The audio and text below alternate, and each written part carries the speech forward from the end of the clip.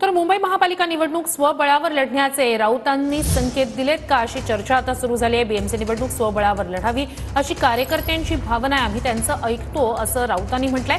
आम्ही बीएमसी निवडणूक जिंकली नाही तर मुंबई वेगळी होईल असंही राऊतांनी म्हटलंय। दरम्यान राऊतांच्या वक्तव्यानंतर नाना पटोले यांनी प्रतिक्रिया दिली आहे।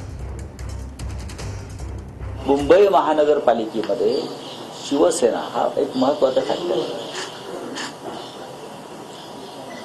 आणि आम्ही 10 जागा जिंकल्या।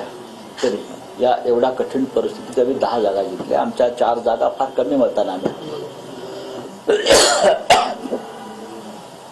मुंबई महानगरपालिकेवरती आम्हाला काही करून सत्ता मिळवावीच लागेल, नाहीतर मुंबई वेगळी होईल। आपण पाहताय मराठी माणसावर ज्या प्रकारे हल्ले सुरू आहे।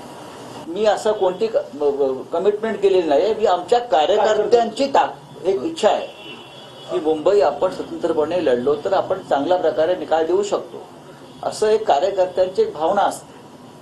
आणि त्यानुसार संपूर्ण महाराष्ट्रामधल्या 14 महानगरपालिकांच्या संदर्भात एकत्र बसून आम्हाला असेसमेंट घ्यावं लागेल।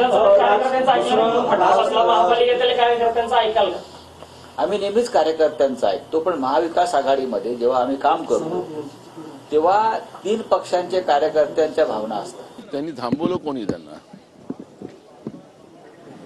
थांबवलं कोणी त्यांनी? त्यामुळे हे काही बातमी होऊ शकत नाही। काँग्रेसची भूमिका काय आहे? काँग्रेस स्वबळावर लढणार की महाविकास आघाडीमध्ये इतर पक्षांसोबत?